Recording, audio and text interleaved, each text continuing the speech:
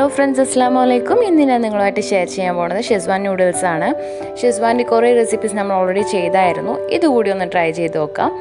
Noodles തയ്യാറാക്കി എടുക്കാനായിട്ട് ഞാൻ 3 പാക്കറ്റ് നൂഡിൽസ് ആണ് യൂസ് ചെയ്യുന്നത്. സോ ഞാൻ 3 ഗ്ലാസ് വെള്ളം ഇതിലേക്ക് ആഡ് ചെയ്ത് കൊടുക്കുന്നുണ്ട്. ഇനി ഇതിലേക്ക് 3 ടേബിൾ സ്പൂണോളം വെജിറ്റബിൾ ഓയിൽ കൂടി ആഡ് ചെയ്ത് കൊടുക്കാം. കുറച്ച് ഉപ്പ് കൂടി ഇട്ട് കൊടുക്കുക. ഒരു 1/4 ടീസ്പൂൺ അളവിനൊക്കെ ഇട്ട് കൊടുത്താലും മതിയാവും. നമ്മൾ മസാലയിൽ ഇനി ഉപ്പിടുമല്ലോ, അതുകൊണ്ട് കുറച്ച് ഇട്ട് കൊടുത്താൽ മതി. ഇനി ഈ വെള്ളം നല്ലവണ്ണം തിളച്ച് വരുമ്പോൾ നമുക്ക് നമ്മുടെ മാഗി ആഡ് ചെയ്ത് കൊടുക്കാം. 3 പാക്കറ്റോളം മാഗിയാണ് ഞാൻ ഇതിലേക്ക് യൂസ് ചെയ്യുന്നത്. അപ്പോൾ ഇതൊന്ന് ജസ്റ്റ് ഒന്ന് പൊട്ടിച്ചിട്ട് ഇട്ട് കൊടുക്കുക.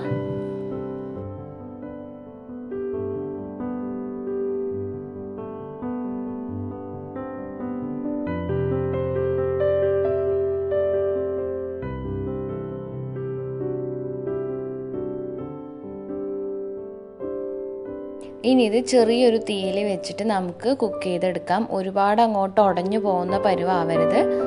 മാഗിൻ്റെ കൺസിസ്റ്റൻസി ഓൾമോസ്റ്റ് എല്ലാവർക്കും അറിയാമല്ലോ. പിന്നെ ആ ഒരു പരുവത്തിൽ തന്നെ എടുക്കുക. ഈ 3 പാക്കറ്റ് മാഗിക്ക് 3 ഗ്ലാസ് വെള്ളം കറക്റ്റ് ആവും.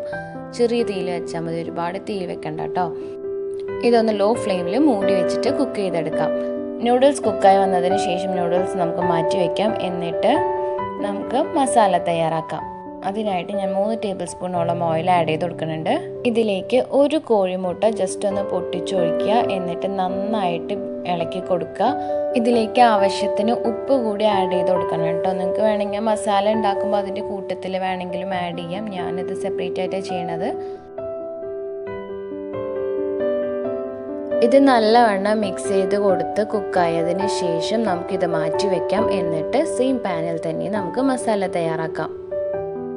പാൻ ചൂടായി വരുമ്പോൾ അതിലേക്ക് 3 ടേബിൾ സ്പൂണോളം കുക്കിംഗ് ഓയിൽ കൂടി ആഡ് ചെയ്ത് കൊടുക്കാം.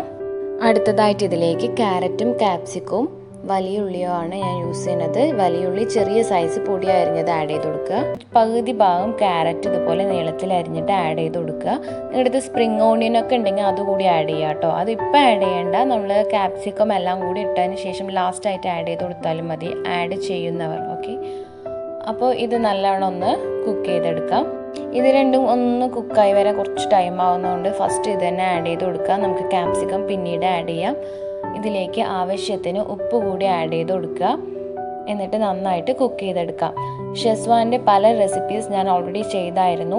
ഷെസ്വാൻ്റെ റെസിപ്പീസ് എല്ലാം ഞാൻ ചെയ്തത് ഡിസ്ക്രിപ്ഷൻ ബോക്സിൽ ആഡ് ചെയ്ത് കൊടുക്കുക കേട്ടോ. താല്പര്യമുള്ളവർ അതുകൂടി ഒന്ന് ചെക്ക് ചെയ്ത് നോക്കുക. സ്പൈസി റെസിപ്പീസ് ഒക്കെ ഇഷ്ടമാവുന്നവർക്ക് ഷെസ്വാൻ റെസിപ്പീസ് തീർച്ചയായിട്ടും ഇഷ്ടമാവും. അപ്പോൾ നിങ്ങളൊന്ന് ട്രൈ ചെയ്ത് നോക്കുക. ക്യാരറ്റും ഉള്ളിയും കൂടി ഒന്ന് ട്രാൻസ്പാരൻ്റായി ഒതുങ്ങി തുടങ്ങുമ്പോൾ ഇതിലേക്ക് ക്യാപ്സിക്കം ആഡ് ചെയ്ത് കൊടുക്കാം.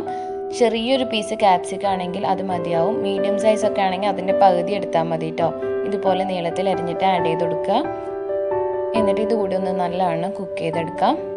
പിന്നെ ഒരു കാര്യം കൂടി എനിക്ക് സൂചിപ്പിക്കാനുള്ളത്, എൻ്റെ ഇൻട്രോ വീഡിയോയും ലോഗോവും ഡിസൈൻ ചെയ്തത് ഹക്കീമാണ്.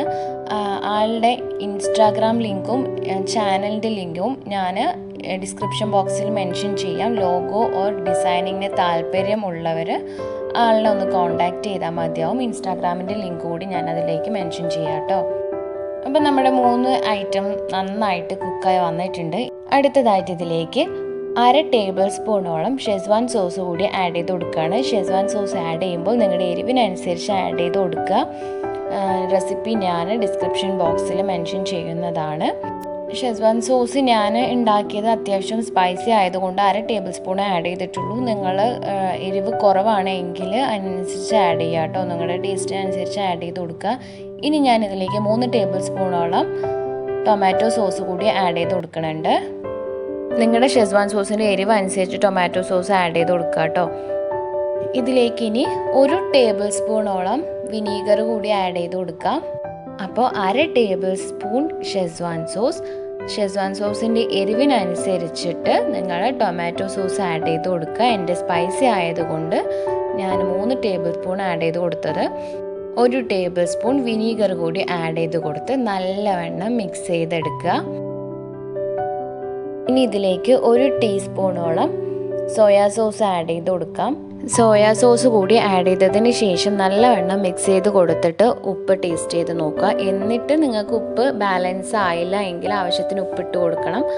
സോസ് ആഡ് ചെയ്ത് കൊടുത്തതിന് ശേഷം ഒന്ന് ചെക്ക് ചെയ്ത് നോക്കുന്നത് കുറച്ചുകൂടി നല്ലതായിരിക്കും. നമ്മുടെ നൂഡിൽസിൻ്റെ മസാല ഓൾമോസ്റ്റ് നന്നായിട്ട് കുക്കായി വന്നു കഴിഞ്ഞു. ഈ സമയത്ത് നമുക്കിതിലേക്ക് നമ്മുടെ നൂഡിൽസ് ആഡ് ചെയ്ത് കൊടുക്കാം. സോറി കേട്ടോ, ഇതിൽ നൂഡിൽസ് ആഡ് ചെയ്യണമെന്നും റെക്കോർഡായില്ല. സ്റ്റോറേജ് സ്പേസ് റണ്ണിങ് ഔട്ട്, അതുകൊണ്ട് റെക്കോർഡായില്ല. അതുകൊണ്ട് സോറി. ഇതൊന്ന് നന്നായിട്ട് മിക്സ് ചെയ്ത് കൊടുക്കുക. എന്നിട്ട് ഇനി ഇതിലേക്ക് നമ്മൾ ആദ്യം തന്നെ മാറ്റി വെച്ചിരുന്ന കോഴിമുട്ട കൂടി ആഡ് ചെയ്ത് കൊടുത്ത് നന്നായിട്ട് 2 മിനിറ്റ്സ് മിക്സ് ചെയ്ത് കൊടുക്കുക.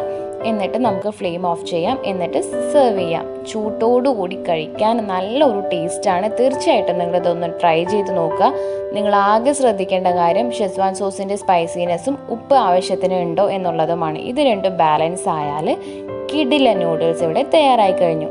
നെക്സ്റ്റ് വീഡിയോയിൽ നെക്സ്റ്റ് റെസിപ്പിയുമായി നമുക്ക് വീണ്ടും കാണാം. അസ്സലാമു അലൈക്കും.